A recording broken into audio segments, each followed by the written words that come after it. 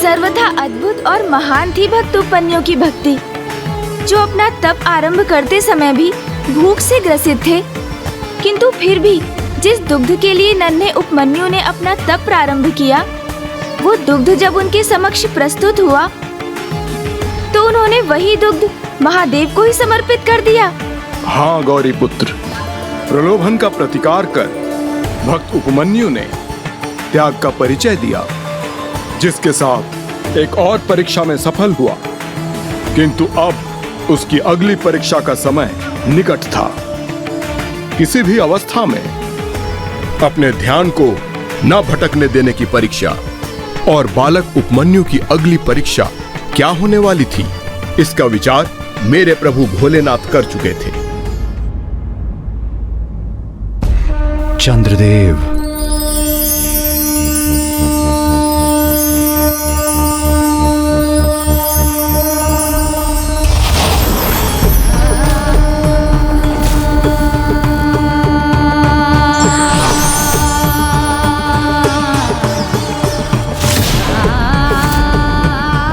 भक्त उपमन्यु, अपने तप से जागृत होकर देखो, तुमने अपनी तपस्या से कैसा अनूठा चमत्कार उत्पन्न किया है।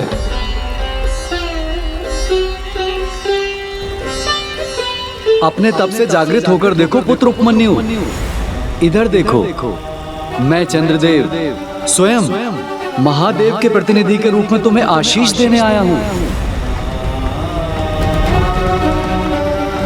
प्रणाम चंद्रदेव, मुझे दर्शन देने के लिए आपको अनेकों धन्यवाद। कल्याण हो पुत्र।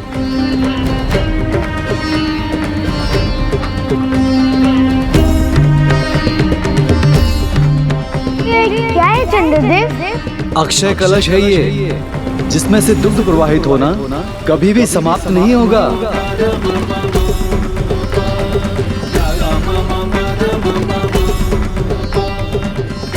पुत्र, तुम्हारी तपस्या के परिणाम स्वरूप इस अक्षय कलश पर अब तुम्हारा ही अधिकार है। अब जाओ और इसके द्वारा अन्य मनुष्यों की भी सहायता करो। ले जाओ इस दुग्ध से परिपूर्ण कलश को और जगत कल्याण आरंभ करो। ये तो वास्तव में अद्भुत है। मेरी भी यही इच्छा है।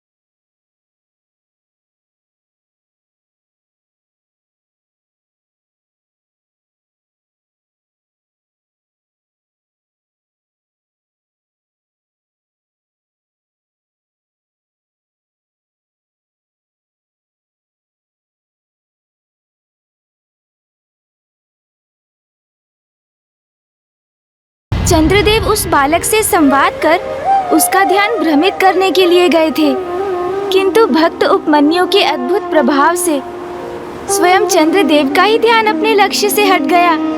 चंद्रदेव द्वारा बालक उपमन्यु के ध्यान को भटकाने के प्रयास को उसके दृढ़ निश्चय ने विफल कर दिया। किंतु अब भी बालक उपमन्यु को बल का सामना करते हुए अपने तप पर स्थिर रहने की एक और परीक्षा देनी शेष थी।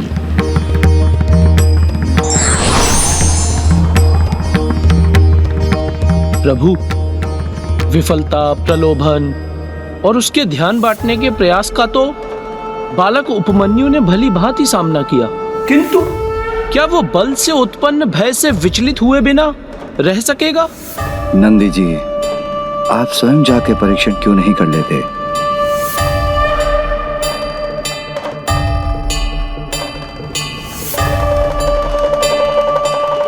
इस नन्हे भक्त के लिए आपके मन में क्या है प्रभु? नंदी जी के बल का सामना तो महान योद्धा भी नहीं कर पाते, फिर ये नन्हा बालक भला उनका सामना कैसे करेगा?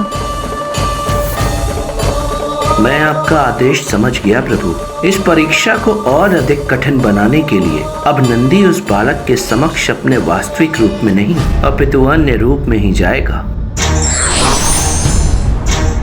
ओम नमः शिवाय, ओम नमः शिवाय, ओम नमः शिवाय, ओम नमः शिवाय, ओम नमः शिवाय,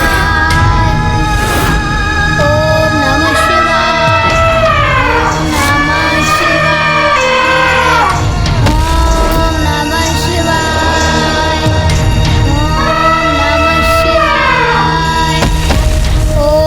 शिवाय, ओम नमः शिवाय, ओम नमः शिवाय,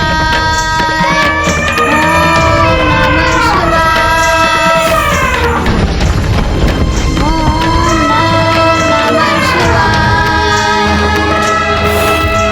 नमः शिवाय, ओम नमः शिवाय।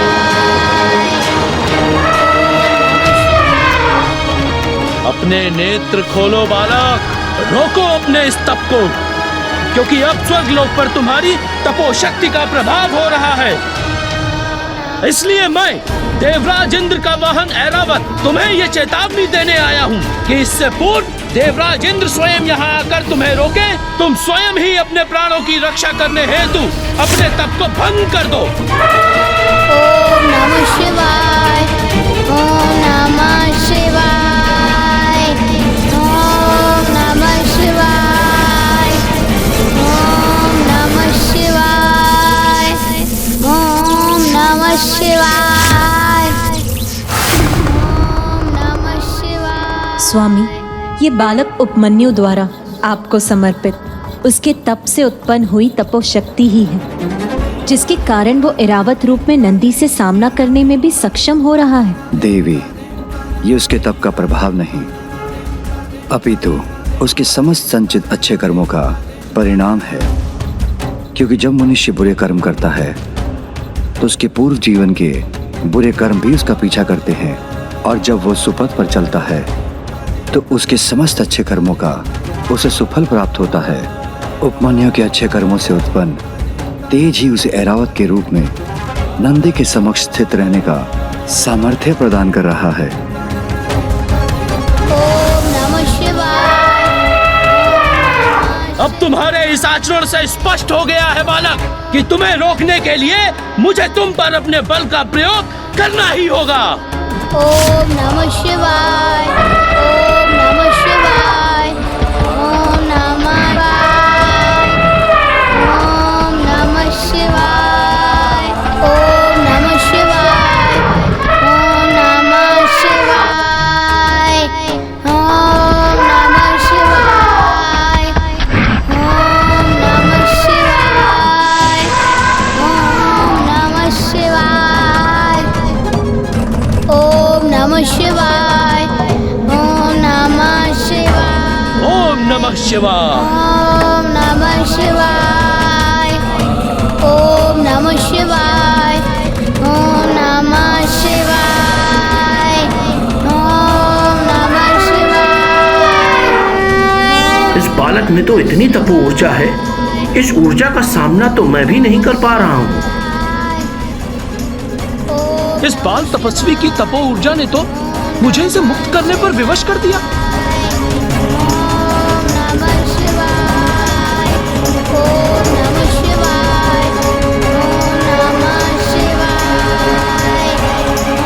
बालक, अपनी तपस्या रोक दोगे तो मेरे स्वामी देवराज इंद्र तुम्हें मनोवांछित वरदान देंगे।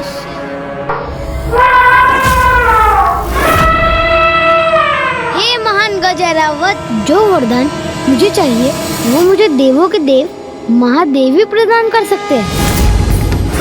अब मेरी इच्छा तो स्वयं उनके हाथों से दूध पान करने की है, जिसके पूर्व ना मैं अपना तप संपन्न करूंगा और ना ही अपने तप स्थल से हटूंगा। हे महान गजरावत, देवराज इंद्र के वाहन, मेरी तपस्या में विघ्न मत डालिए, अन्यथा आपकी शक्ति का उत्तर मुझे अपनी भक्ति की शक्ति से देना होगा। उचित है, फिर ऐसा ही हो। देखते हैं हम दोनों में से किसकी शक्ति सफल होती है।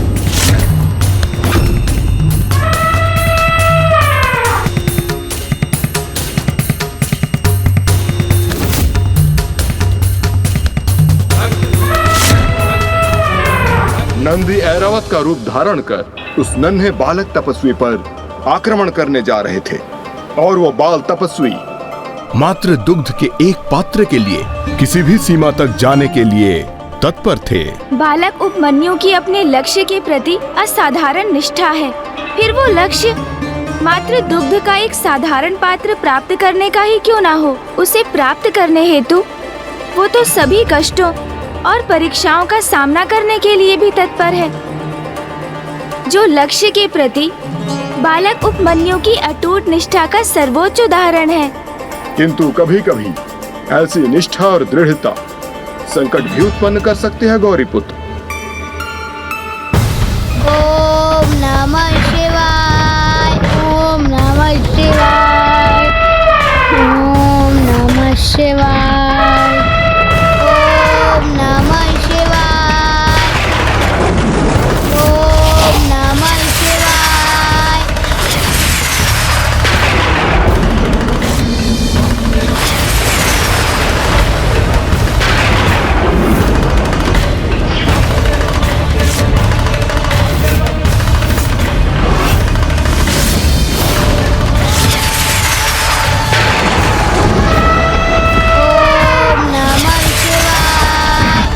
स्वामी, बालक उपमन्यु ने तो आपके अमोघ अस्त्र को उत्पन्न कर लिया है, जिसको रोक पाना तो असंभव है।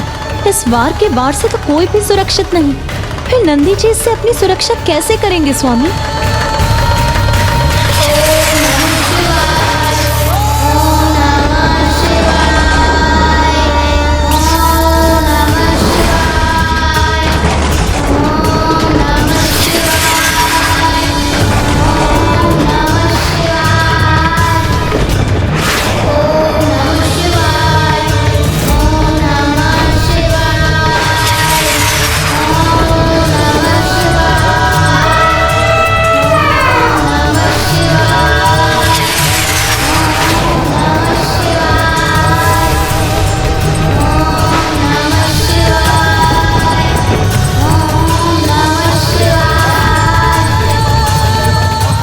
संपूर्ण सृष्टि अंधकारमय क्यों होती जा रही है स्वामी? ये तो महादेव के अमोघ अस्त्र का प्रभाव है, जो समस्त संसार से उसका प्रकाश सोख लेता है।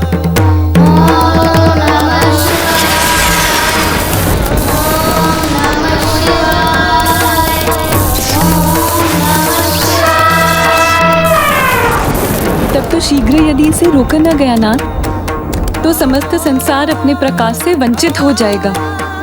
यहाँ तक कि सूर्य और चंद्र भी अपना प्रकाश खो देंगे और वहाँ ऐरावत के रूप में नंदी पर भी महासंकट छाया रहेगा।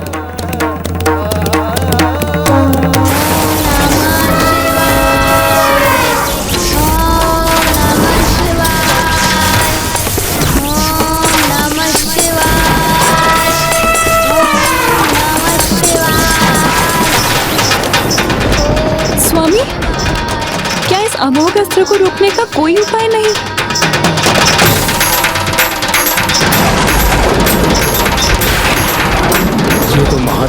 अस्त्र है। यदि इसे कोई रोक सकता है तो वो स्वयं महादेव ही है। नमः शिवाय, ओम नमः शिवाय, ओम स्वामी, नमः शिवाय। अब आपके हस्तक्षेप का समय आ गया है। हाँ देवी, ऐरावत के रूप में नंदी की रक्षा एवं बालक उपमन्यु की अंतिम परीक्षा लेने हेतु मुझे देवराज इंद्र का रूप धारण कर वहां प्रकट होना ही होगा। तब तो मैं भी देवी इंद्रानी अर्थात देवी शची के रूप में आपके साथ चलूंगी स्वामी।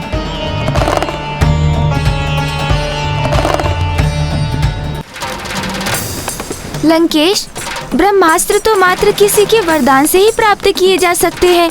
फिर बालक उपमन्यु ने अमोघ अस्त्र कैसे प्रकट कर दिया?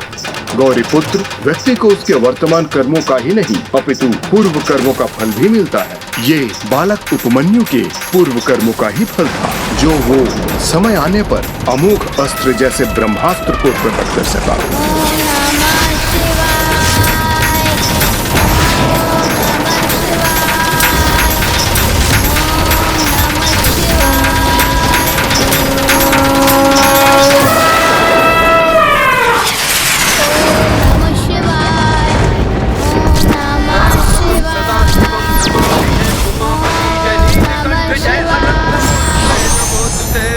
नेत्र खोलो उपमन्यु।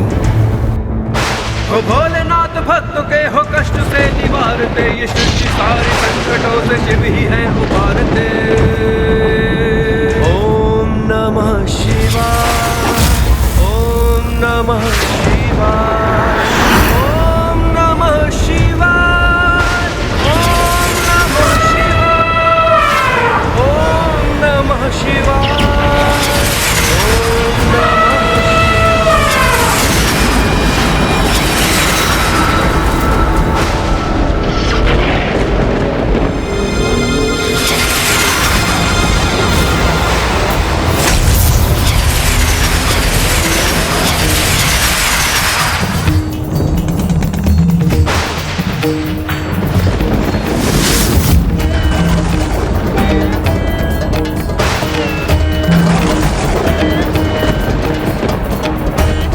उचित समय पर प्रकट होकर मेरी रक्षा करने हेतु आपको मेरा शत शत नमन प्रभु।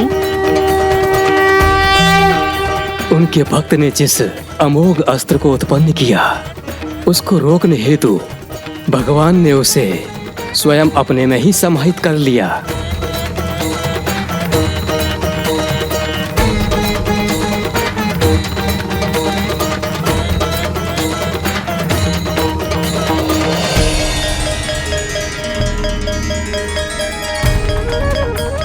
बालक, एक और तो तुम्हारे तप की ऊर्जा समस्त देवताओं को कष्ट पहुंचा रही है, और दूसरी ओर तुम इतने विनाशक अस्त्रों का प्रयोग कर रहे हो जिनसे समस्त सृष्टि का विनाश हो सकता है। ये उचित नहीं। किंतु मैं देवराज इंद्र तुम्हें एक चेतावनी देने के साथ मेरी आराधना करने का एक और अवसर प्रदान करता हूं, जिसके परिणाम स्वरूप मैं तुम पर अपनी दया की कृपा अवश्य करूंगा। देवराज इंद्र, मैं आपके प्रति अव्यवहारिक कर्म करने का इच्छुक नहीं हूँ, किंतु आज कोई भी देवता मुझे मेरे प्रभु की तपस्या करने से, मुझे मेरे तप के पथ से और तप स्थल से दूर करने में सफल नहीं हो सकता। मैं अवश्य अपने प्रभु महादेव की तपस्या संपन्न कर उनके हाथों से दूध पान करने का दिव्य सुख अवश्य प्राप्त करूंगा। यह और कुछ नहीं, तुम्हारी उद्दंडता है, जिसका फल वरदान नहीं मात्र भीषण दंड है।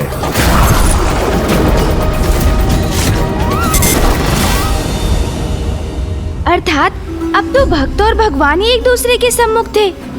हाँ गौरी पुत्र, प्रभु का क्रोध जागृत हो रहा था और ऐसी स्थिति उत्पन्न हो गई थी कि बालक उपमन्यु अपने तप के परिणाम स्वरूप किसी वरदान का नहीं अपितु महादंड का भागी बनने वाला था। लंकेश, भक्त उपमन्यु ने भेड़ियों से घिर जाने पर भय का उत्तर अपनी भक्ति से दिया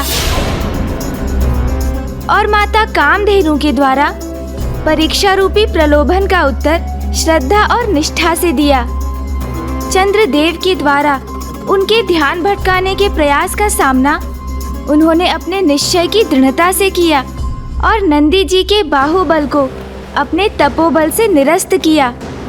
इन सभी परीक्षाओं में क्षण भर के लिए भी अपनी तपस्या से डिगे बिना उन्होंने निरंतर प्रभु के नाम का जाप कर सफलता प्राप्त की।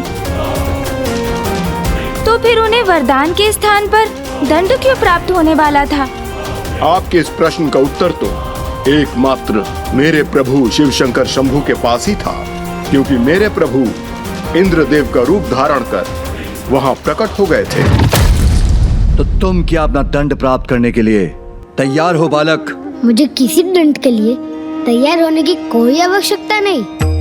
मुझे तो पूर्ण विश्वास है देवराजेंद्र, क्योंकि मेरे प्रभु भोलेनाथ मेरा कोई अहित नहीं होने देंगे। बालक, तुम्हारा ये विश्वास तुम्हारी भूल है, क्योंकि जगत पिता प्रभु भोलेनाथ तुम्हारे जैसे नन्हे बालक पर अपना समय कदापि व्यर्थ नहीं करेंगे। नहीं देवराज, भूल तो कदाचित आप कर रहे हैं, क्योंकि मेरी माँ ने मुझसे कहा था कि प्रभु शिव भोलेनाथ के पास तो अपने भक्तों के लिए अथाह समय है, और जो भक्त उनके प्रति सत्य निष्ठा रखते हैं वो उनकी गुहार अवश्य सुनते हैं। मुझे तो पूर्ण विश्वास है कि वो अवश्य यहाँ प्रकट होकर मुझे दूध पान कराएंगे। कदाचित तुमने भोलेनाथ को कुछ अधिक ही भोला समझ लिया है बालक, और अब तुम उनके भोलेपन का लाभ उठाना चाहते हो। अपनी तपस्या के परिणाम स्वरूप उनसे कोई महान वरदान प्राप्त करने की लालसा है तुम्हें। देवराज, मैं उनसे कोई अनुचित लाभ उठाने नहीं आया हूँ। मेरा तब तो मात्र उन्हें प्रसन्न करने के लिए है। और जहाँ तक दूध पान का प्रश्न है, इतना तो एक पुत्र अपने पिता से अवश्य मांग सकता है।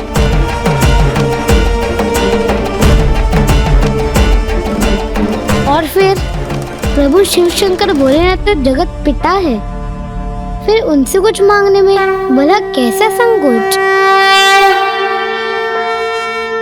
इतनी छोटी आयु में कितना अद्भुत विवेक है बालक उपमन्यु का। प्रभु के प्रति इस बालक की भक्ति देखकर तो मैं भी धन्य हो गया। तो अब प्रभु इस बालक की परीक्षा कैसे लेंगे? कदाचित इतनी सहजता से तुम मेरे आदेश का पालन नहीं करोगे तो उचित है अब तुम्हें दुख नहीं मात्र दंड की प्राप्ति होगी।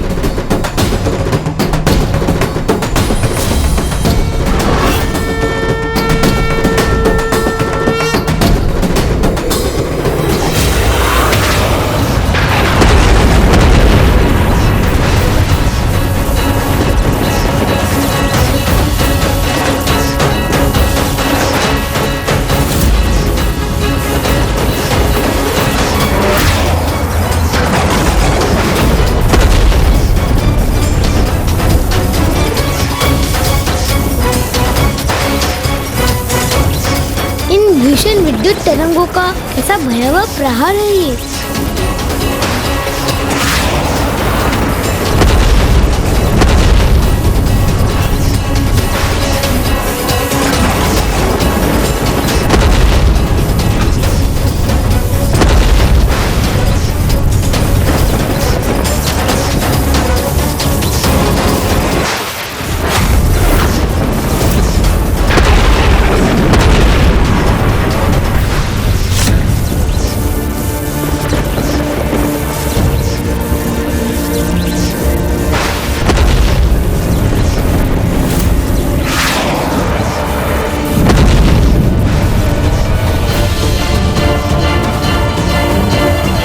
प्रचंड विद्युत तरंगों का तो अत्यंत विनाशकारी प्रभाव है, किंतु मैं इनसे भी प्रभावित नहीं होऊंगा।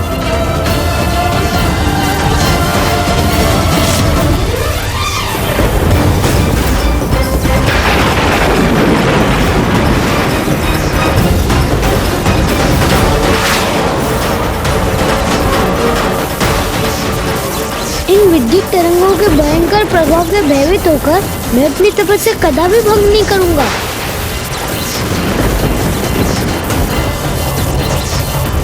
प्रभु शिव शंकर महादेव अवश्य मेरी रक्षा करेंगे। ओम नमः शिवाय। ओम नमः शिवाय। ओम नमः शिवाय। स्वामी, ये कितनी कठोर परीक्षा ले रहे हैं महादेव एक नन्हे बालक की। ओम नमः शिवाय। ओम नमः शिवाय।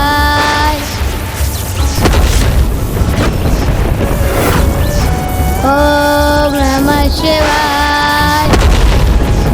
ओम नमः शिवाय।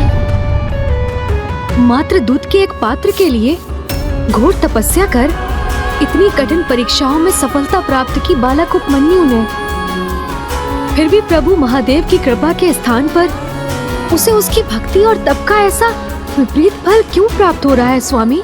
ये तो महादेव की लीला है देवी, जिसका रहस्य स्वयं भोलेनाथ को ही ज्ञात है। ओम नमः शिवाय। कदाचित अब तुम्हें अपने विनाश के आगमन का स्पष्ट संकेत दिखाई दे गया होगा बालक। ओम नमः शिवाय। ओम नमः शिवाय। ओम नमः शिवाय। अभी भी समय है पुत्र।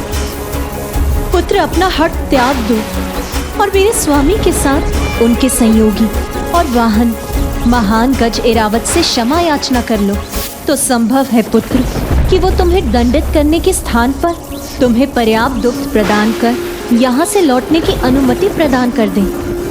हे माता, आपके नेत्रों से मेरे प्रति मेरी माँ के समान ही करुणा झलक रही है। आप मेरे लिए अत्यंत चिंतित हैं, किंतु माता उसका तो कोई कारण नहीं। मुझे तो तनिक भी क्षति नहीं पहुँचेगी, क्योंकि मेरे प्रभु भोलेनाथ स्वयं मेरे सहायक बनेंगे, मेरी रक्षा करेंगे।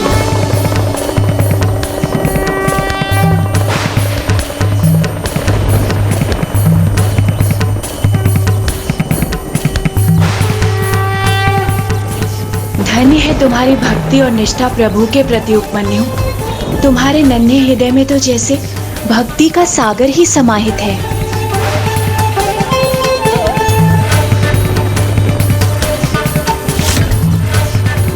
किंतु प्रभु तो कदाचित अभी इस बालक की और प्रतीक्षा लेने के इच्छुक है।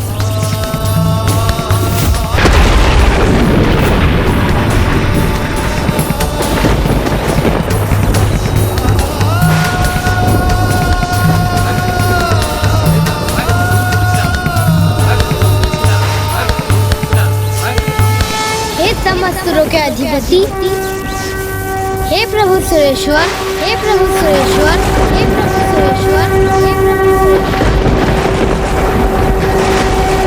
हे प्रभु सुरेश्वर।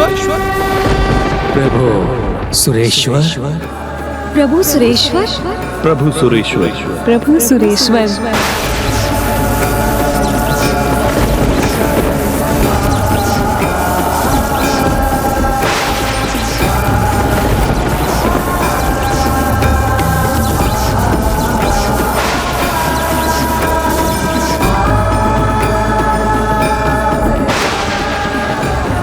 इस बाल तपस्वी उपमन्यु ने प्रभु महादेव के इस रूप को कितना अद्भुत नाम दिया है।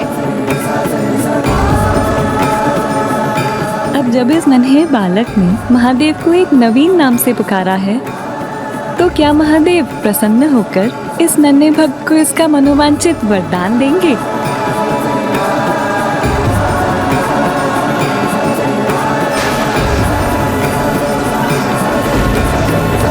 हे प्रभु सुरेश्वर, मैं आपसे और आपके सहयोगी, आपके वाहन महान गज एरावत जी से क्षमा मांगने के लिए प्रस्तुत हूँ।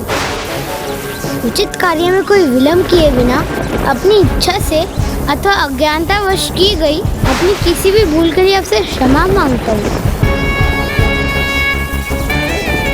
तो अंततः इस बालक ने अपने जीवन पर छाए महासंकट से भयभीत होकर अपने घुटने टेक ही दिए। यदि क्षमा याचना करने हेतु ये बाल तपस्वी उपमन्यु अपनी तपस्या से पीछे हट गया, तो समस्त परीक्षाओं में सफल होने के उपरांत भी अपनी इस अंतिम परीक्षा में असफल हो जाएगा और प्रभु से मात्र दुख का एक पात्र प्राप्त करने के लिए इसका संपूर्ण तप व्यर्थ हो जाएगा।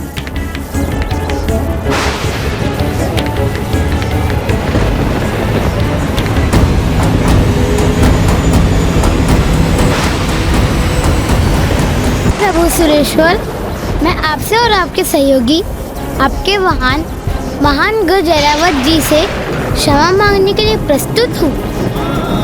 उचित कार्य में कोई विलंब किए बिना अपनी इच्छा से अथवा अज्ञानतावश की गई अपनी किसी भी भूल के लिए आपसे क्षमा मांगता हूँ।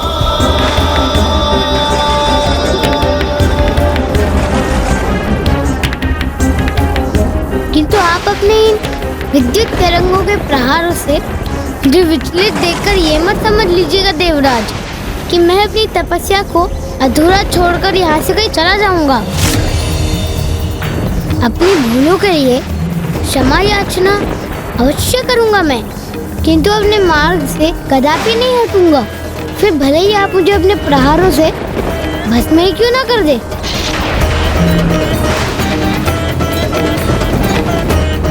इस बालक का साहस अत्यंत सराहनीय है। मुझे चिंता है कि बालक उपमन्यु के इन वचनों से कहीं महादेव क्रोधित न हो जाए। बहुत चेतावनियां दे चुका हूं मैं तुम्हें बालक। ये अब मेरा अंतिम प्रहार होगा जो कदापि अपने लक्ष्य से नहीं चूकेगा।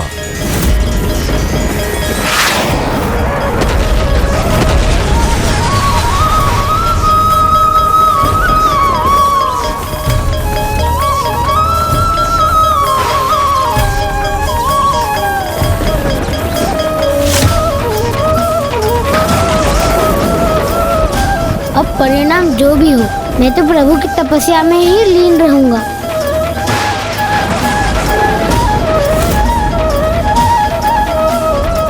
मुझे ज्ञात है स्वामी बालक उपमन्यु की परीक्षा ही ले रहे हैं, किंतु फिर भी इसका कष्ट मुझसे सहन क्यों नहीं हो रहा है।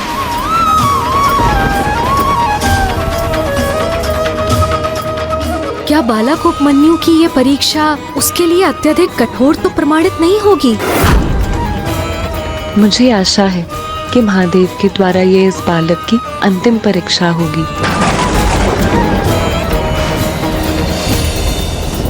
ओम नमः शिवाय, ओम नमः शिवाय, ओम नमः शिवाय, ओम नमः शिवाय, ओम नमः शिवाय, ओम नमः शिवाय। देवराज की ये विद्युत शक्ति प्रभु भोलेनाथ की शिवलिंग पर प्रहार करने जा रही है, किंतु ये कैसे संभव है? अपनी शक्ति से कोई प्रभु की शिवलिंग को क्षति पहुंचाने का प्रयास कैसे कर सकता है?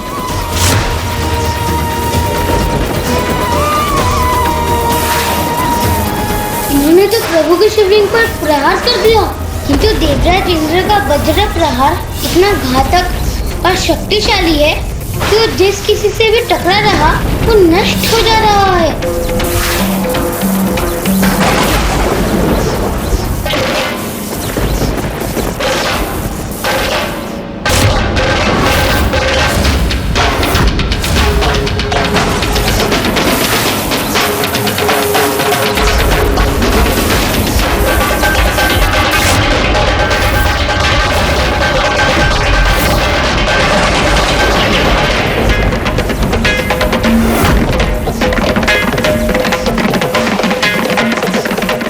नहीं, प्रभु की शिवलिंग को मैं कोई क्षति नहीं पहुंचने दूंगा।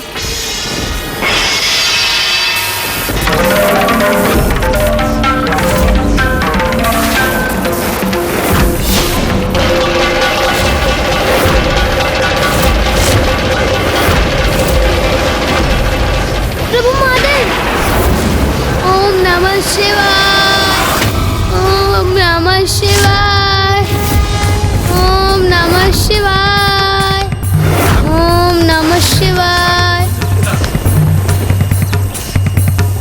मैं आपको कुछ नहीं होने दूंगा प्रभु, कुछ नहीं होने दूंगा आपको। ओम नमः शिवाय।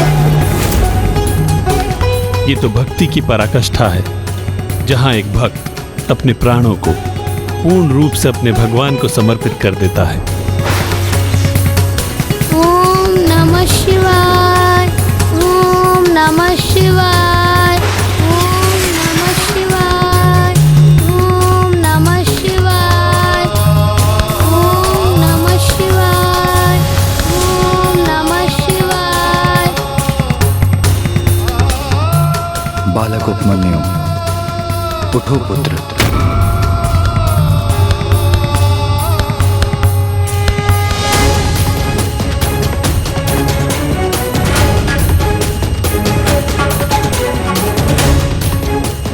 ये विद्युत तरंगे अब अपने मूल स्थान से लुप्त हो गई है, अर्थात मेरे प्रभु की शिवलिंग अब सर्वथा सुरक्षित है।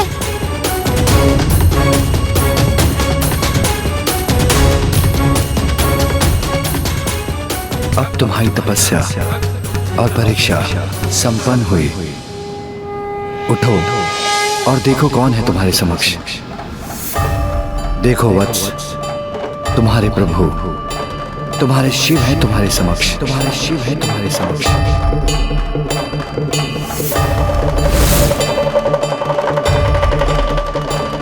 आप तो क्या आप ही मेरे प्रभु शिवशंकर महादेव हैं? हाँ पुत्र, मैं ही तुम्हारा प्रभु शिव हूँ। वो शिव जो ऐसे अद्भुत भक्त को पाकर धन्य है।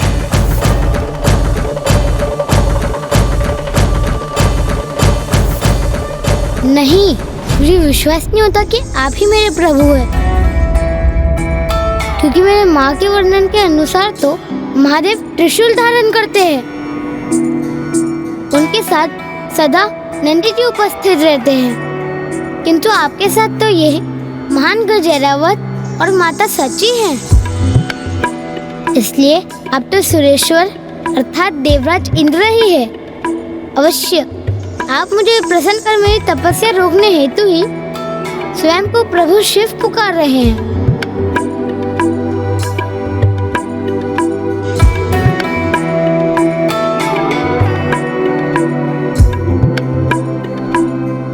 देखा स्वामी, कितना भोला है ना प्रभु का ये भक्त। इस नन्हे भक्त की अत्यंत कठोर परीक्षा ली थी भोलेनाथ ने। अब कहीं ये बालक ही उनकी परीक्षा न लेने लगे।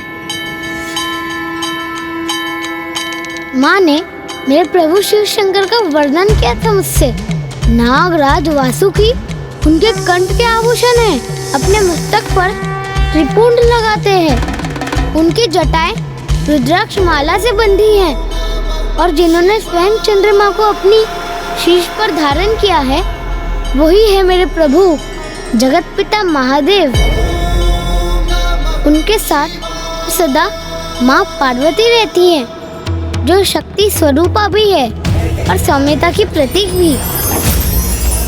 नंदी जी जो उनके वाहन हैं, सदा मेरे महादेव के साथ ही रहते, और गण भी उनके सहयोगी के रूप में मेरे प्रभु महादेव के साथ ही रहते हैं।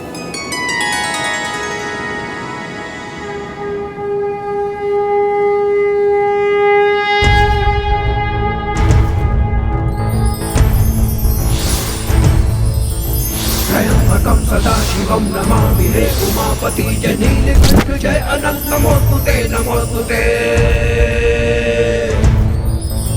हो भोलेनाथ भक्त के हो कष्ट से निवारते, सारी संकटों से शिव ही है उबारते। ओम नमः शिवाय, ओम नमः शिवाय, ओम नमः शिवाय, ओम नमः शिवाय, ओम नमः शिवाय, ओम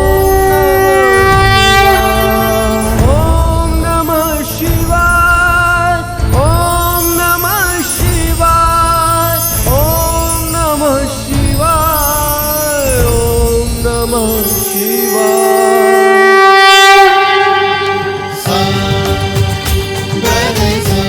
प्रभु शिव, मेरे प्रभु महादेव, प्रभु महादेव,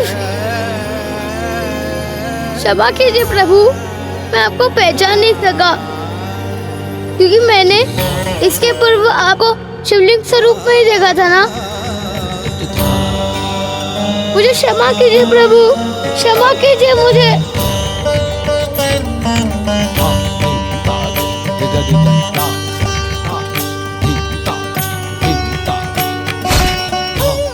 कल्याण हो पुत्र।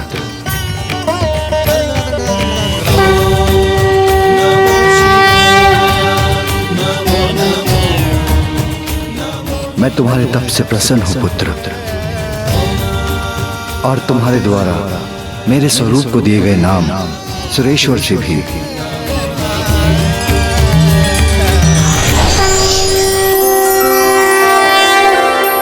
ओम नमः शिवाय, ओम नमः शिवाय, ओम नमः शिवाय, ओम नमः शिवाय।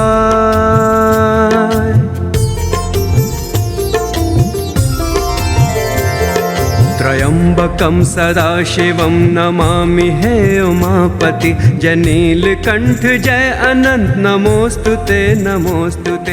आज से मेरा ये अवतार सुरेश्वर नाम से विख्यात होगा। आज से मेरा ये अवतार घाटों से शिव ही है उबारते। ओम नमः शिवाय, ओम नमः शिवाय, ओम नमः शिवाय। पुत्र उपमन्यु, तुम अपनी समस्त परीक्षाओं में सफल हुए हो और तुमने संसार के समक्ष इसका उच्च उदाहरण प्रस्तुत किया है कि सत्य और धर्म का मार्ग कठिन अवश्य होता है, किंतु यदि कोई इस मार्ग की बाधाओं अर्थात प्रलोभन, ध्यान के भटकाव के उपाय, बल के प्रभाव और संकट के आभास आदि पर विजय पाकर अपने मार्ग पर स्थिरता से अडिग रहता है तो अपने लक्ष्य पर अवश्य पहुंचता है, फिर भले ही उसका लक्ष्य स्वयं ईश्वर ही क्यों न हो।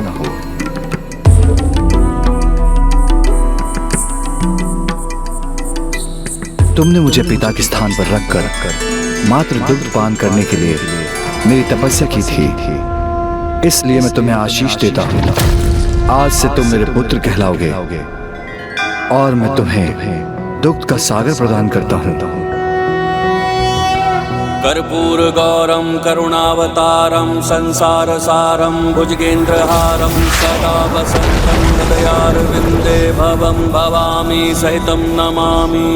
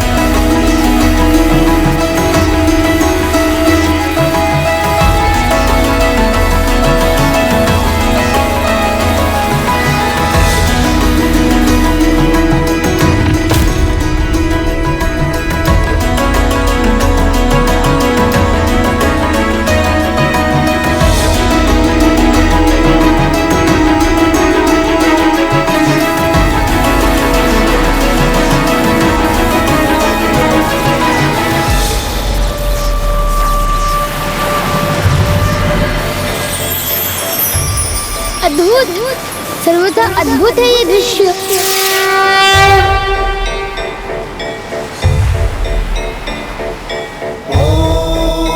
आज से तुम इस क्षीर सागर के स्वामी हो पुत्र उपमन्यु, और आज से असंख्य गोमाता तुम्हारे संग रहेंगी।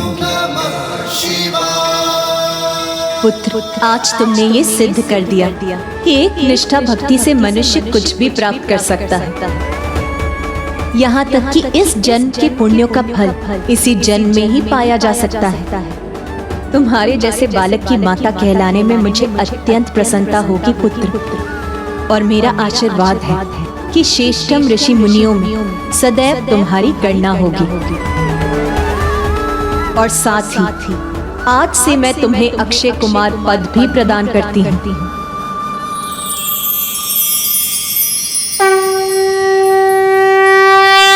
भक्त उपमन्यु, तुम सदैव पूर्ण निष्ठा से भक्ति के मार्ग पर अडिग रहे। यदि किसी ने तुम्हारे समान धर्म पथ पर अडिग रहकर मेरे प्रभु महादेव की पूजा की तो मैं उसे सभी बाधाओं से संघर्ष कर उन पर विजय प्राप्त करने की शक्ति अवश्य प्रदान करूंगा। हर हर हर हर हर हर हर हर महादेव। प्रभु, माता, नंद जी, आप सभी ने अपनी कृपा स्वरूप जो कुछ भी मुझे प्रदान किया है उसके लिए आपको कोटि कोटि धन्यवाद। किंतु अभी मेरी तपस्या पूर्ण नहीं हुई, इसलिए मुझे वो फल प्राप्त नहीं हुआ जिसकी मैंने कामना की थी।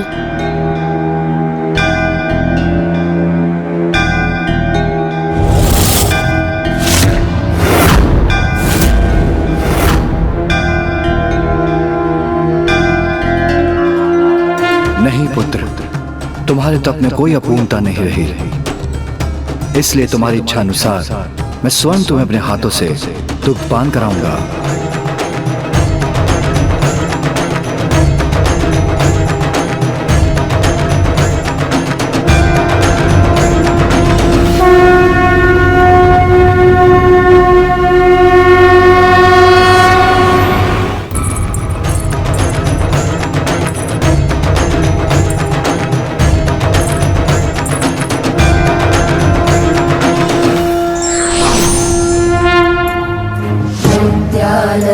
करे वरा भय करे सौंदर्य रत्नाकरे निर्दोता किल घोर पावन करे प्रत्यक्ष माहेश्वरे शालेयाचल वंश पावन करे काशीपुराधीश्वरे भिक्षां देहि कृपावलम्बन करे मातान्नपूर्णेश्वरे नानारत्न विचित्र भूषण करे हेमाम्बराडम्बरे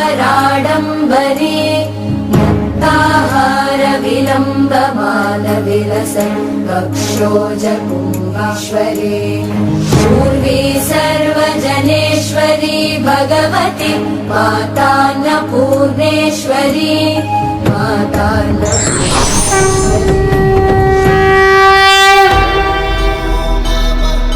प्रभु महादेव,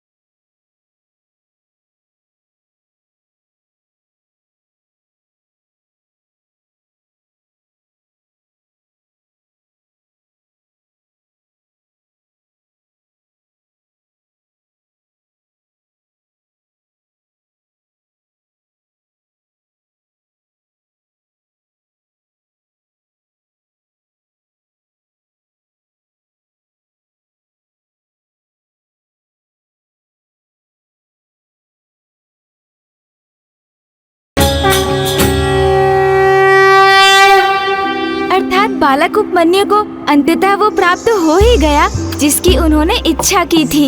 और उसके उपरांत बालक उपमन्यु अपनी माँ के निकट लौट गए। जो उन्हें सर्वत्र ढूंढ रही थीं, उनकी दरिद्रता दूर हो गई और उनका गृह जीवन के लिए अनिवार्य सभी प्रकार की सामग्री से परिपूर्ण हो गया। इसीलिए तो कहा गया है कि जिस भक्त की भक्ति में कोई रिक्तता नहीं होती, वो भक्त कभी अपने जीवन में किसी भी प्रकार की रिक्तता सहने पर विवश नहीं होता। और यहीं प्रभु सुरेश्वर अवतार की कथा संपन्न होती है गौरीपुत्र। प्रभु सुरेश्वर अवतार के माध्यम से महादेव ने मानव कल्याण के लिए सुख और समृद्धि प्राप्त करने का नवीन जीवन सूत्र स्थापित किया। इसलिए लंकेश, इस बात का सभी को सदा स्मरण रखना चाहिए कि लक्ष्य प्राप्ति के मार्ग में अनेकों कठिनाइयाँ आती हैं, किंतु अपने लक्ष्य तक वही पहुँचता है जो कठिनाइयों के समक्ष कभी पराजय स्वीकार ना करे। चलिए लंकेश, अब हम प्रभु के सुरेश्वर अवतार की स्तुति करते हैं। हाँ गौरीपुत्र, मुझे भी अपनी पूजा संपन्न करनी है। आप अपनी पूजा प्रभु सुरेश्वर अवतार की स्तुति के उपरांत पूर्ण कर लीजिएगा लंकेश।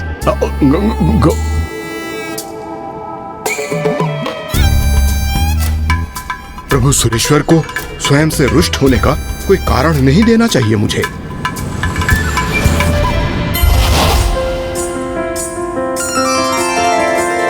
त्रयंबकं सदाशिवं नमामि हे उमापति। जनीलकंठ जय अनंत नमोस्तुते नमोस्तुते।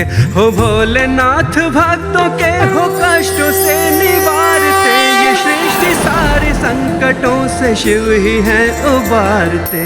ओम नमः शिवाय, ओम नमः शिवाय।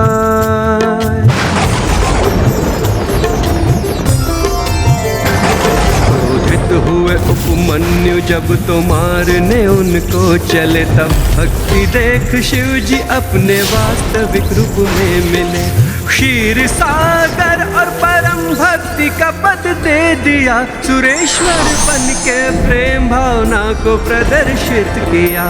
ओम नमः शिवाय, ओम नमः शिवाय, ओम नमः शिवाय, ओम नमः शिवाय।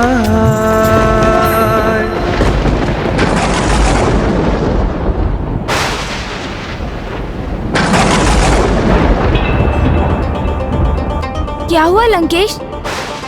प्रभु ने हमें अपने दिव्य दर्शन का लाभ क्यों नहीं प्रदान किया? कदाचित आपकी स्तुति में कोई अपूर्णता रह गई होगी गौरीपुत्र। यदि ऐसा है तो हमें पुनः प्रभु सुरेश्वर अवतार की स्तुति करनी चाहिए। नहीं नहीं गौरीपुत्र, उसकी कोई आवश्यकता नहीं है, क्योंकि प्रभु ने भले ही हमें प्रत्यक्ष दर्शन ना प्रदान किए हों, किंतु यहाँ के वातावरण में आए परिवर्तन तो इसका प्रमाण है गौरीपुत्र कि आपकी स्तुति उन तक पहुंच गई है और उन्होंने उसके परिणाम स्वरूप हमें आशीर्वाद भी दिया है।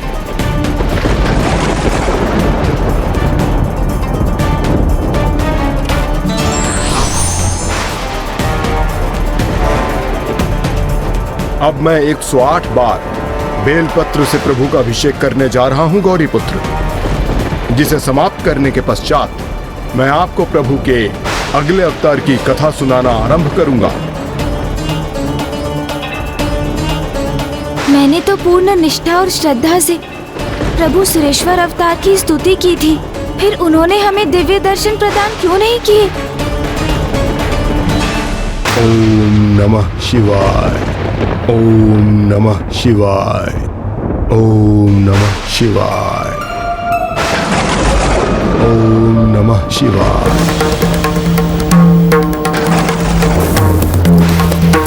ओम नमः शिवाय, ओम नमः शिवाय, ओम नमः शिवाय।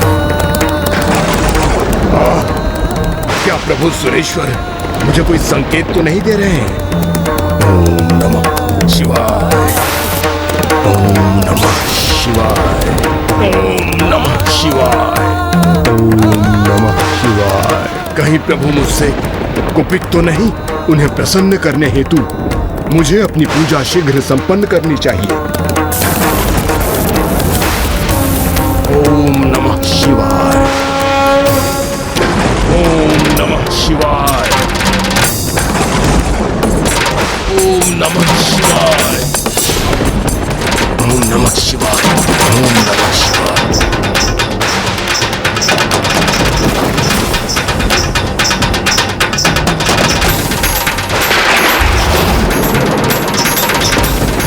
प्रभु सुरेश्वर,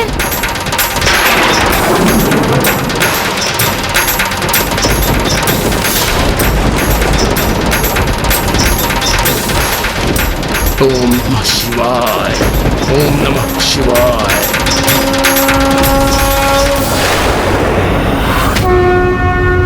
ओम नमः शिवाय। प्रणाम प्रभु सुरेश्वर।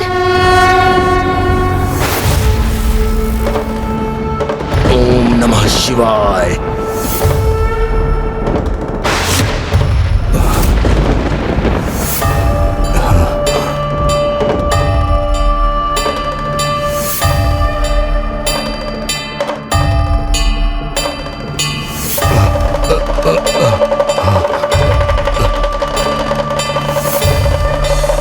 प्रणाम प्रभु सुरेश्वर। कल्याण हो।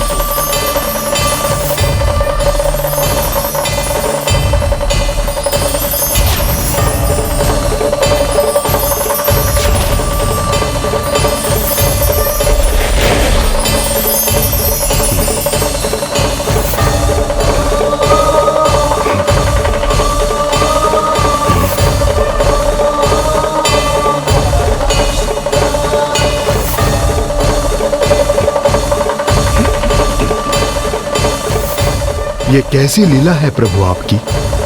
सर्वप्रथम आपने मुझे कष्ट दिया और आपने उसे हर भी लिया। बाधाओं के उत्पन्न होने पर भी तुमने एकनिष्ठ रहकर अनुशासन से अपनी पूजा संपन्न की और तुम इसी प्रकार अपना अनुष्ठान नियमित रूप से कर रहे हो। तुम्हारे इसी अनुशासित अनुष्ठान के कारण मैं तुम्हें प्रभु महादेव के आत्मलिंग के साथ आगे बढ़ने की अनुमति दे रहा हूं लंकेश। किंतु स्मरण रखना, जहां भी तुमसे अनुशासित अनुष्ठान करने में तनिक भी चूक हुई, तुम इस आत्मलिंग के साथ एक पग भी आगे नहीं बढ़ पाओगे। प्रणाम।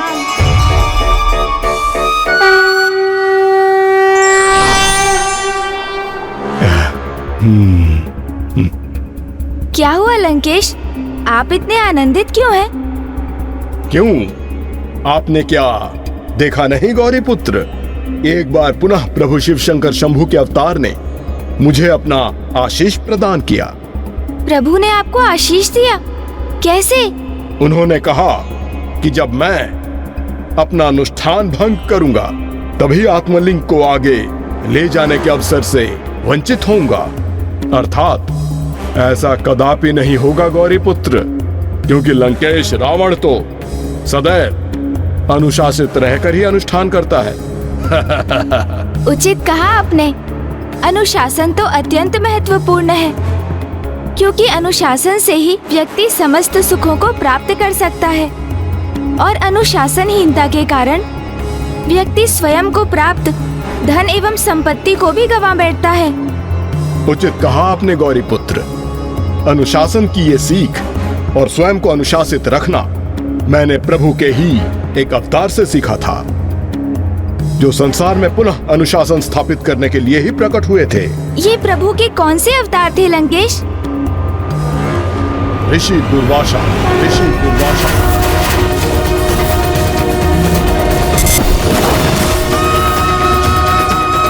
ऋषि दुर्वासा वो भी प्रभु महादेव के अवतार हैं? हाँ गौरी पुत्र, और जब संसार में अनुशासन स्थापित होने की आवश्यकता उत्पन्न हुई तभी उनकी कथा भी आरंभ हुई।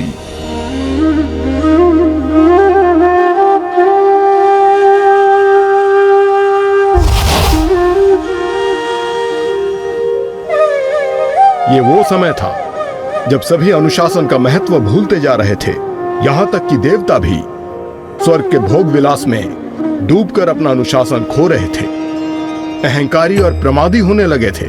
और सत्य तो यह है कि संसार में कुछ ही स्थानों में अनुशासन स्थापित था। इसी समस्या के निदान के लिए जन्म हुआ महादेव के अवतार ऋषि दुर्वासा का। किंतु ऋषि दुर्वासा एक अत्यंत ही क्रोधी स्वभाव के ऋषि माने जाते थे। उनका प्रचंड क्रोध तो जगत प्रसिद्ध था और एक बार तो उन्हीं के क्रोध के कारण देवताओं को श्रीहीन होने का श्राप भी मिल गया, जिसके पश्चात फिर इस समस्या के निदान हेतु देवताओं को समुद्र मंथन करना पड़ा। तो क्या लंकेश ऋषि दुर्वासा के कारण ही विशाल समुद्र मंथन हुआ था?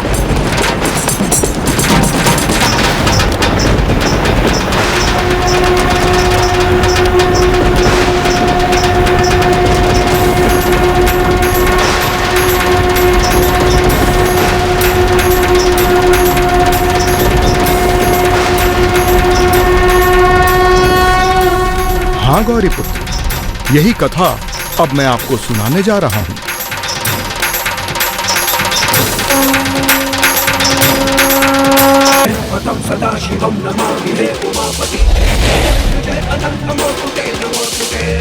लंकेश, आप अपनी कथा में मुझे बता रहे थे कि समस्त संसार में अनुशासनहीनता चरम पर पहुंचने के कारण ही ऋषि दुर्वासा का जन्म हुआ, जो संसार में पुनः अनुशासन लाने वाले थे। हाँ गौरी पुत्र, अनुशासनहीनता तो संसार में सर्वत्र था, किंतु अभी भी एक स्थान ऐसा शेष था जहाँ अनुशासन और नियम दोनों ही स्थित थे, और वो स्थान था ऋषि अत्रि और देवी अनुसुईया का आश्रम, जहाँ अब ऋषि दुर्वासा जन्म लेने वाले थे। ओम नमः शिवाय। ऋषि अत्रि और उनकी अर्धांगिनी देवी अनुसुईया बड़े अनुशासन के साथ अपना जीवन यापन कर रहे थे। सूर्यदेव भले ही किसी दिवस अपनी दिनचर्या आरंभ करने में विलंब कर दें, किंतु ऋषि दंपति वो कभी भी किसी भी कार्य में कोई विलंब नहीं करते थे। ऋषि दधीची महादानी थे और ऋषि शिलाद विकार रहित थे, इसलिए उन्हें प्रभु महादेव के अवतारों के पिता होने का सौभाग्य प्राप्त हुआ।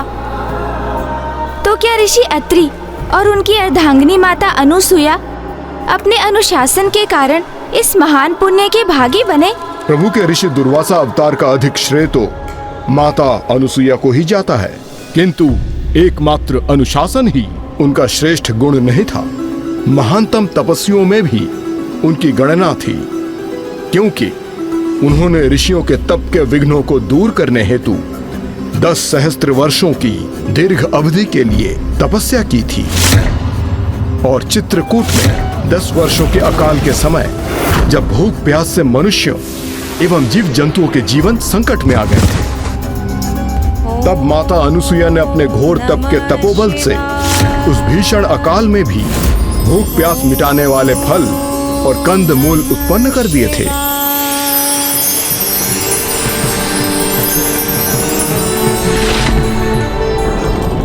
उनके द्वारा उत्पन्न फलों से ही चित्रकूट नष्ट होने से रक्षित हुआ। अद्भुत।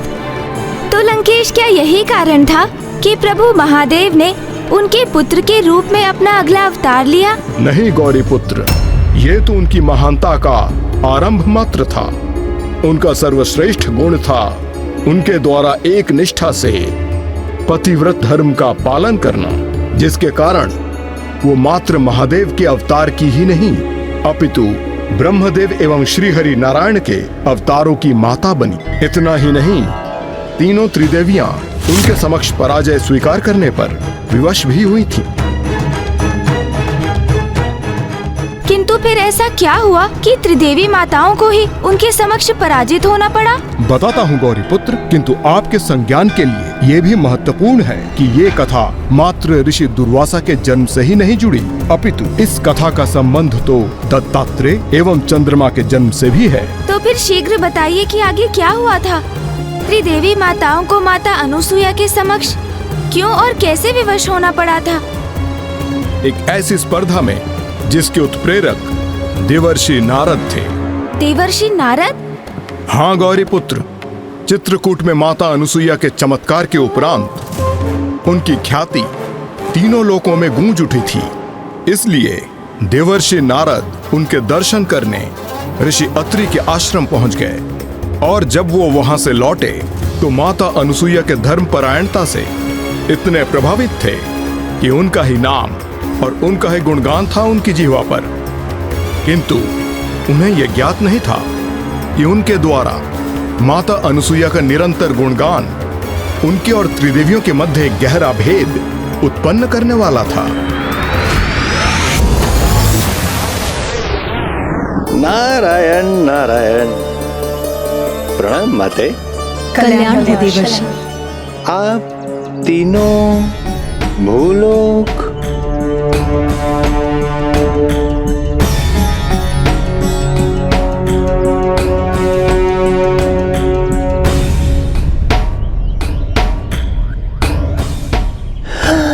नारायण नारायण। समझ गया। मेरे मुख से माता अनसुया की प्रशंसा सुनकर आप माता अनसुया के दर्शन हेतु अधीर हो गए, है ना? देवर्षि, आप करती भी क्या माते? माता अनसुया की महिमा, उनका तपोबल। नहीं देवर्षि, रुक जाइए। अब पुनः देवी अनुसुईया की श्रेष्ठता की कथा सुनना कठिन है हमारे लिए, क्योंकि आप तो उनकी महिमा का बखान सहस्त्र पार कर चुके हैं। अब मैं क्या करूं माते? जितना भी उनका बखान करूं, जितनी भी प्रशंसा करूं, ऐसा प्रतीत होता है कि कमी है। और जब उनके स्वयं दर्शन कर चुका हूं मैं, तत्पश्चात मुझे विश्वास हो गया है कि समुच्चय ब्रह्मांड में माता अनसुया जैसी पतिव्रता नारी और कोई नहीं। देवर्षि नारद, कदाचित आप कुछ भूल तो नहीं रहे हैं ना? हमारे ही समक्ष हमें भूलकर आप देवी अनुसुईया को सर्वश्रेष्ठ पत्नीव्रता घोषित कर रहे हैं। नारायण नारायण। आप तीनों को मैं कैसे भूल सकता हूँ माते? और ये भी कैसे भूल सकता हूँ कि आप तीनों का पतिव्रत्या श्रेष्ठतम तो है ही, किंतु माता अनसुया की श्रेष्ठता भी आपके समकक्ष ही है। ये कैसा अनुचित कथन है आपका देवर्षि? आप हमारी तुलना देवी अनुसुईया से कर रहे हैं। नारायण नारायण। ये कैसी भूल कर दी मैंने? कैसे भूल गया कि एक नारी के समक्ष दूसरी नारी की प्रशंसा करना मुझे संकट में डाल सकता है। जगत के समक्ष श्रेष्ठ धर्म निष्ठा का जो हम उदाहरण प्रस्तुत करती हैं, उसे कैसे भूल गए आप देवर्षि? क्षमा कीजिए माता, क्षमा। अति उत्साह में कुछ अति प्रशंसा कर गया मैं, कुछ भी बोल गया मैं, क्षमा कीजिए माता। आपके समक्ष माता अनसुया की तुलना में कैसे कर सकता हूँ? आप तो सुख, समृद्धि और ज्ञान की स्तोत्र है। इस समस्त सृष्टि में जो कुछ भी है आप ही से तो है। स्वयं माता अनसुया का अस्तित्व भी।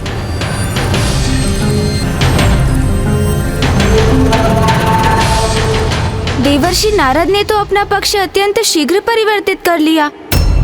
माता अनुसुईया की प्रशंसा करते करते वो त्रिदेवी माताओं की प्रशंसा भी करने लगे। प्रशंसा तो उनके मुख में थी, किंतु उनके मन में तो एक योजना उपज रही थी। योजना? देवर्षि नारद कैसी योजना रच रहे थे लंकेश? अपने मत को प्रमाणित करने हेतु भांति भांति की योजनाओं को गढ़ना ही देवर्षि का परम कौशल है गौरीपुत्र। उन्हें तो विश्वास था कि माता अनसुईया सर्वश्रेष्ठ पतिव्रता नारी थी, त्रिदेवियों के समकक्ष थीं, किंतु अपना ये मत त्रिदेवियों से स्वीकार कराने हेतु वो त्रिदेवियों को ही एक विचित्र परीक्षा में डालने की योजना गढ़ रहे थे, जिसके अनुसार कुछ ही दिवसों के उपरांत एक एक कर वो लौह के चने लेकर त्रिदेवियों के समक्ष प्रस्तुत हुए। लौह के चने? किंतु क्यों लंकेश?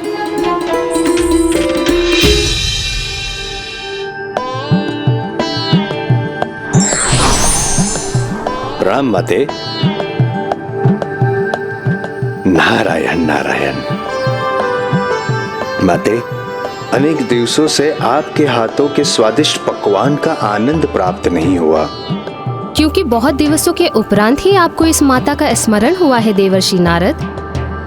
इन दिवसों तो आप मात्र देवी अनुसुईया के ही गुणगान में व्यस्त रहते हैं। ना ना ना ना नारायण नारायण, ऐसा कुछ नहीं है माते, ऐसा कुछ नहीं है। सत्य तो ये है माँ कि भूख लगते ही आपका सर्वाधिक प्रिय पुत्र आपके पास अर्थात संसार में अपनी सर्वाधिक प्रिय माता के पास चला आया। ये चने हैं, यदि आप इसे उबाल दें। अवश्य देवर्षि। किंतु किसी भी दिव्य शक्ति का प्रयोग किए बिना। माते, आप चने उबाल के रखिए, मैं संध्या वंदन करके आता हूँ। नारायण नारायण।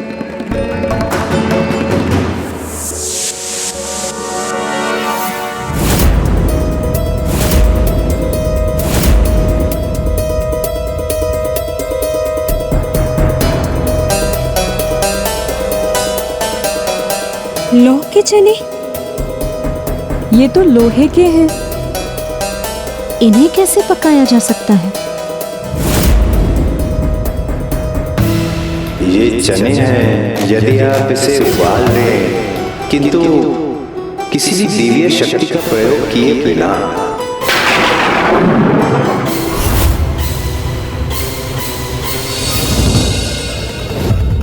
देवर्षि नारद ने बड़ी ही चतुराई का प्रदर्शन किया ना लंकेश।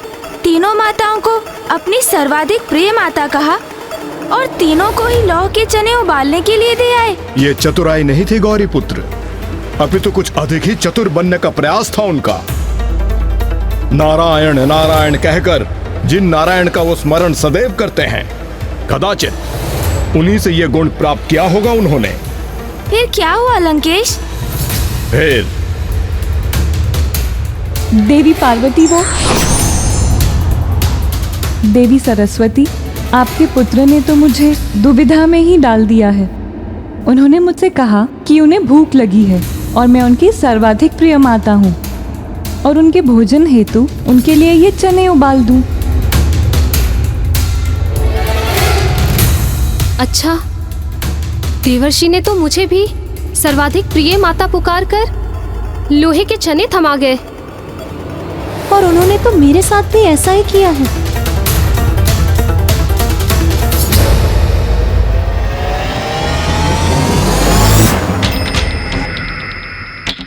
कदाचित सत्य तो ये है कि हम तीनों को उन्होंने कहा अवश्य, किंतु हम तीनों में से कोई भी उनकी सर्वाधिक प्रिय माता है नहीं। वो तो मात्र हमसे इतना चाहते थे कि हम उनके लिए ये लोहे के चने उबाल दें। किंतु ये कैसे संभव है देवी? कदाचित हमारा पुत्र देवर्षि नारद हमारी ही परीक्षा ले रहे हैं। किंतु वो है कहाँ? हमें तो वो केवल मुख से ही माता सर्वाधिक प्रिय माता पुकारते हैं, किंतु जिन्हें वो अपने मन से वास्तव में सर्वाधिक प्रिय माता समझते हैं और जिनके गुणगान गाते वो थकते नहीं, उन्हीं के पास गए होंगे देवर्षि नारद। अर्थात वो देवी अनुसुईया के पास गए हैं।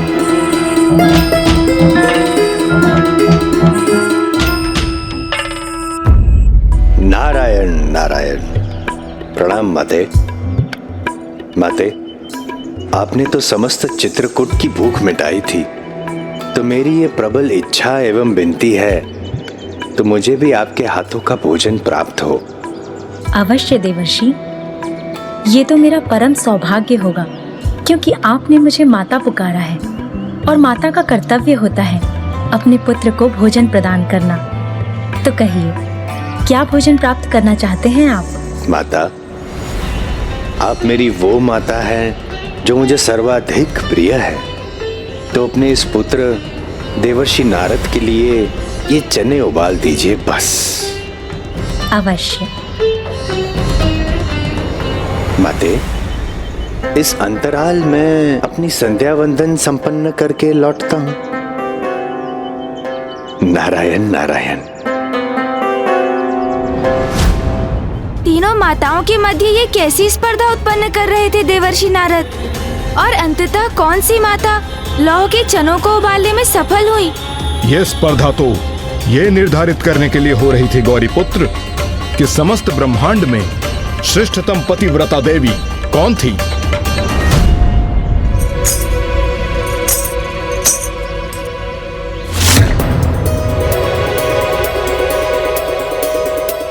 आप तो संध्या वंदन करने गए थे ना देवर्षि नारद?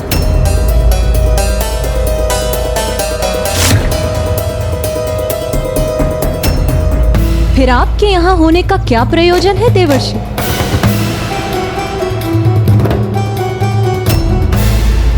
वो भी आपके सर्वाधिक प्रिय माता देवी अनुसुईया के आश्रम के निकट।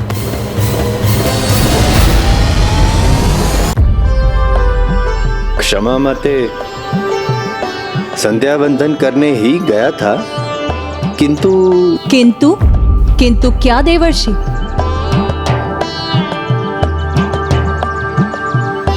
किंतु संध्या वंदन के पूर्व, संध्या वंदन के पश्चात मध्य में विश्राम हेतु रुक गया था मैं। और आपके विश्राम का स्थान था देवी अनुसुईया का आश्रम।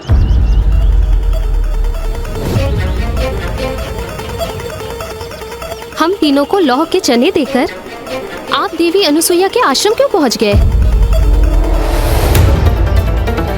और हमसे ये कैसी अनुचित अपेक्षा थी आपको कि हम आपके लिए ये लौह के चने उबाल देंगी?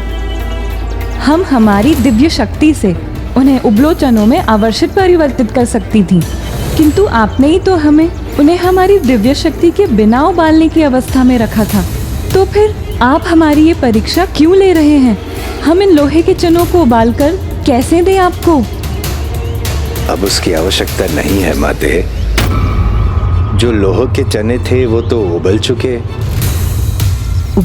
हैं। माता अनसुया ने वो लोह के चने उबाल दिए।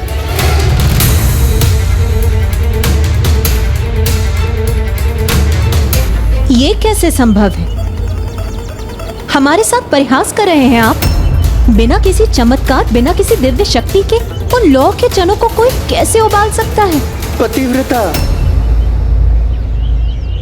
पतिव्रता की धर्म की शक्ति से माते। कहीं इनका क्रोध जागृत हो गया तो मेरी इस परीक्षा में मैं ही विफल ना हो जाऊं। मैंने कहा था ना कि आप तीनों के समान माता अनसुया भी पतिव्रता देवी ही है।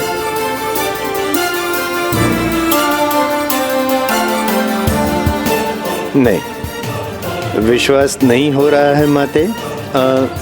किंतु आपको इतना तो विश्वास है ना माते कि मैं आपसे असत्य कथन तो नहीं करूंगा, ना ही असत्य वस्तु दिखाऊंगा।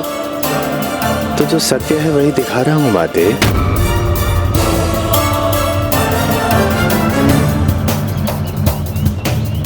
ये चने देखिए माते, जो चने लोह के थे वो अब कोमल हो गए हैं।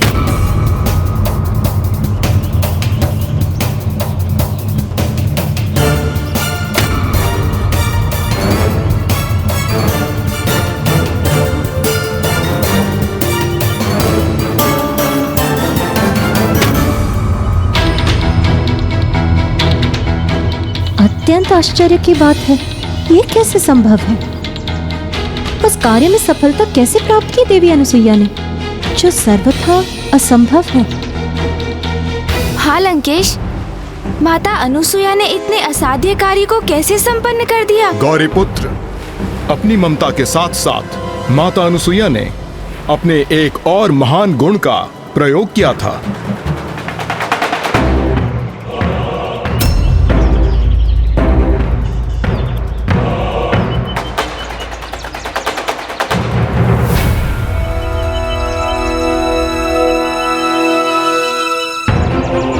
माता अनसुया इन लोह के चनों को देखकर अवश्य स्तब्ध रह जाएगी।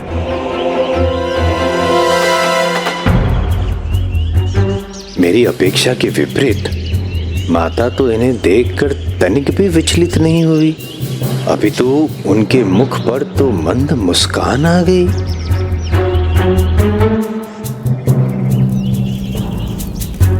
स्वामी,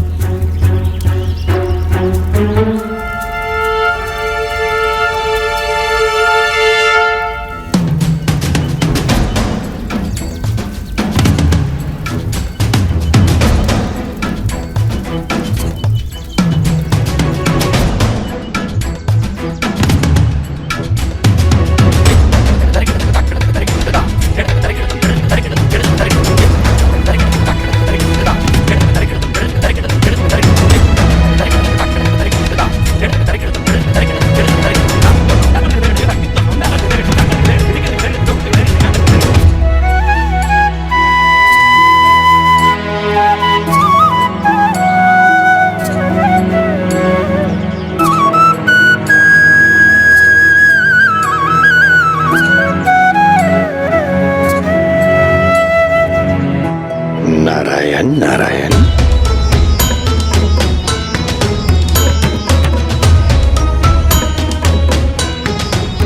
माता के पतिव्रता होने का ये प्रथम एवं अत्यंत उत्तम उदाहरण है। अपने स्वामी के आने के पूर्व ही उनको उनके आने का आभास हो गया। और उतना ही नहीं, गृह प्रवेश करने से पूर्व ही माता स्वयं जल का पात्र लेकर उनके चरण धोने के लिए प्रस्तुत हो गई। नारायण नारायण। लीजिए स्वामी, जल ग्रहण कीजिए।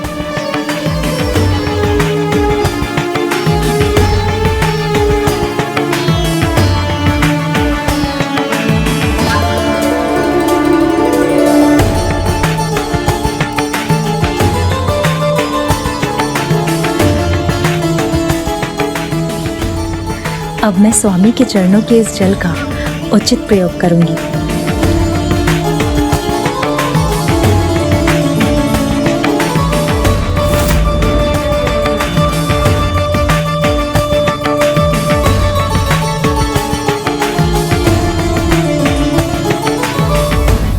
हे प्रभु, इस पतिव्रता की लाज रखिएगा, क्योंकि यदि मैंने सच में पूर्ण निष्ठा के साथ पतिव्रता धर्म का निर्वहन किया है तो ये लोहे के चने उबलकर देवर्षि के भोजन करने हेतु तैयार हो जाएं।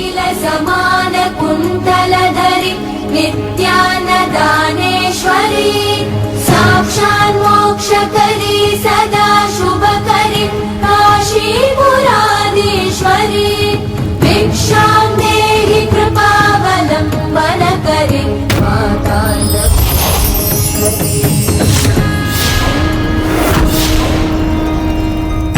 मुझे शीघ्र अपना संध्या वंदन पूर्ण कर इन दिव्य चनों का आहार करने के लिए लौटना चाहिए। अर्थात माता अनुसुया ने अपने पतिव्रत धर्म की श्रेष्ठतम शक्ति को प्रमाणित कर दिया। किंतु त्रिदेवियां तो अभी भी इसका विश्वास करने के लिए तैयार नहीं थी और इसी कारण वो एक बहुत बड़ी असफलता का सामना करने जा रही थी। और इसमें भी देवर्षि नारद की चतुराई का ही योगदान था। अद्भुत। नारायण नारायण। ज्ञात था मुझे कि माता अनसुया का पतिव्रत्य एवं सतीत्व सर्वश्रेष्ठ है, संसार में सर्वश्रेष्ठ है।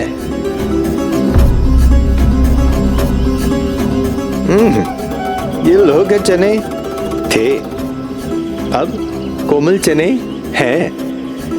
आहा, अति स्वादिष्ट, अति उत्तम, आनंददायक।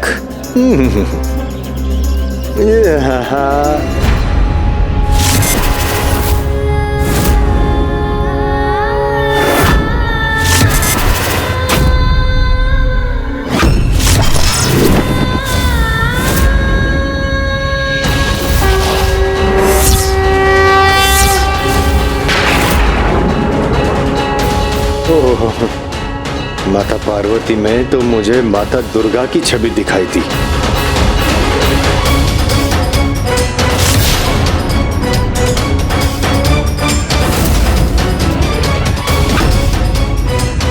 नारायण नारायण। इतना प्रसन्न होने की क्या आवश्यकता थी मुझे।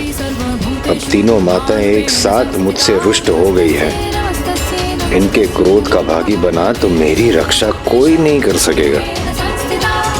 इसीलिए प्रसन्न होने के स्थान पर मुझे शीघ्र अपनी सुरक्षा का कोई उपाय सोचना होगा। सोचो देवर्षि नारद, शीघ्र सोचो।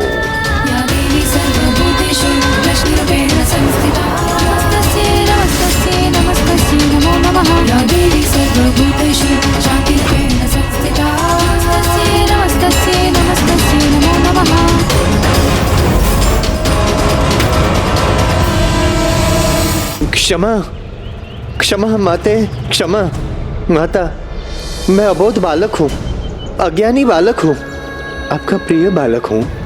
कदाचित इसीलिए माता अनसुया के पतिव्रत धर्म की महिमा और तपोबल से मैं प्रभावित हो गया। क्षमा कीजिए और कृपा एक कार्य कीजिए। आप स्वयं ही माता अनसुया के पतिव्रता धर्म की परीक्षा ले लीजिए।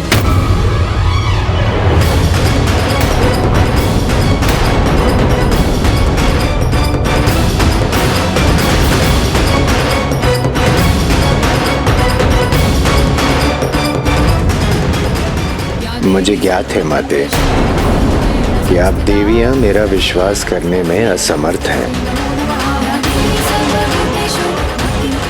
किंतु अपने स्वामियों पर तो आपको विश्वास है ना?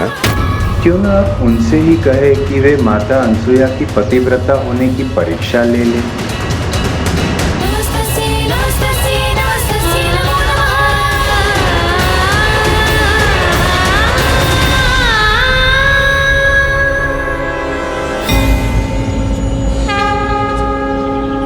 उचित उपाय सूझ गया है मुझे। तो लंकेश अनुसुया माता की परीक्षा लेने के लिए सत्य में तत्पर थीं? और यदि ऐसा था तो क्या तीनों प्रभु भी उसके लिए प्रेरित हो गए थे? गौरी पुत्र, यदि त्रिदेवी कुछ करने की ठान लें तो त्रिदेव उसे कैसे अस्वीकार कर सकते हैं? आपको ऐसा करना ही होगा स्वामी। आपको वहां जाकर देवी अनुसुईया से निर्वाण दान मांगना ही होगा। निर्वाण दान मांगना ही होगा। निर्वाण दान मांगना ही होगा। निर्वाण भिक्षा अर्थात वस्त्रहीन होकर एक भिक्षुक को दान देना। आप इसकी गंभीरता क्यों नहीं समझ रही हैं देवी? एक पतिव्रता स्त्री के लिए ऐसा करना असंभव है। यही तो देखना है स्वामी। उनकी पत्नी व्रता, उनके सतीत्व की ही तो परीक्षा है ये। देवर्षि नारद के अनुसार उनके पतिव्रता धर्म में निष्ठा सर्वश्रेष्ठ है, कदाचित हम त्रिदेवियों से भी अधिक, और हम इसकी सत्यता की परीक्षा लेना चाहते हैं।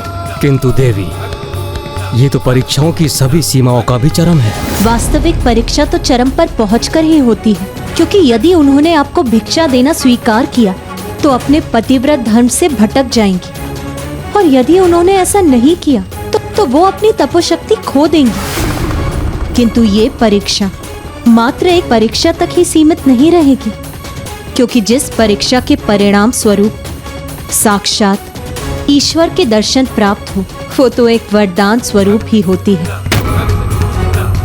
महान आत्माओं की परीक्षा लेना कभी कभी स्वयं के लिए एक बहुत बड़ी परीक्षा की स्थिति उत्पन्न कर देता है देवी। देवी, इस परीक्षा का कहीं हम पर ही विपरीत प्रभाव न हो जाए। ये तो सर्वथा अनुचित है, और अनुचित से सदा अनर्थ होता है। यदि आपको मेरे सत्यत्व पर विश्वास है, यदि आपको विश्वास है कि मैं पतिव्रत धर्म के मार्ग से तनिक भी नहीं भटकी हूँ, यदि आप ये मानते हैं कि मैं सर्वश्रेष्ठ पतिव्रता हूँ, तो आप देवी अनुसुईया की परीक्षा लेने अवश्य जाएंगे। तो आप मेरा यह अनुरोध कदापि अस्वीकार नहीं करेंगे स्वामी?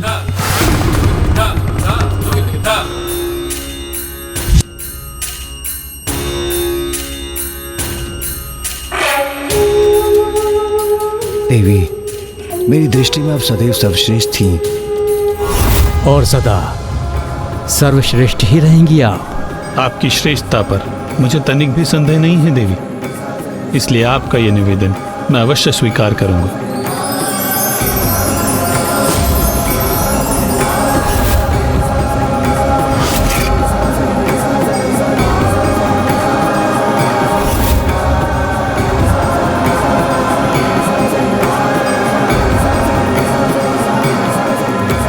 अर्थात लंकेश, तीनों त्रिदेव माता अनुसुईया की ऐसी घोर परीक्षा लेने पर विवश हो गए।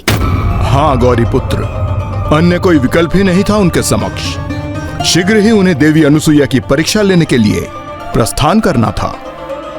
इस परीक्षा के अत्यंत प्रभावी परिणाम तो होने ही वाले थे, और साथ में त्रिदेवियां भी देवी अनुसुईया के समक्ष असहाय अवस्था में प्रकट होने वाली थीं।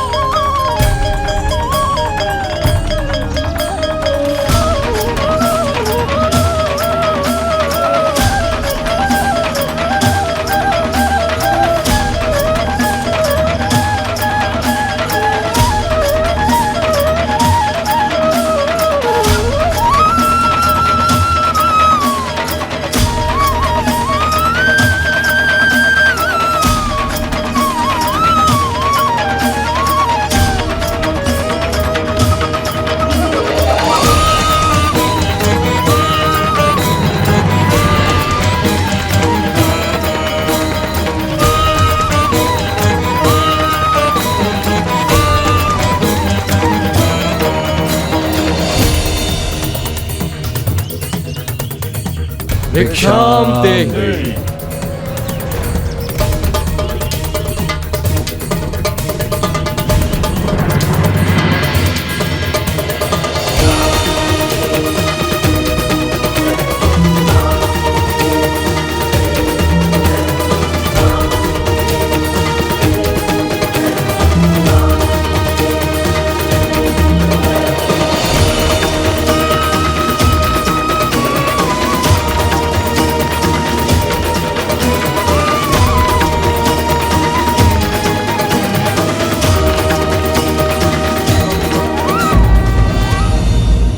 व्यक्ति यदि स्वयं सक्षम ना हो तो उसका दूसरों की परीक्षा लेना भी कभी कभी उसे महासंकट में भी डाल सकता है।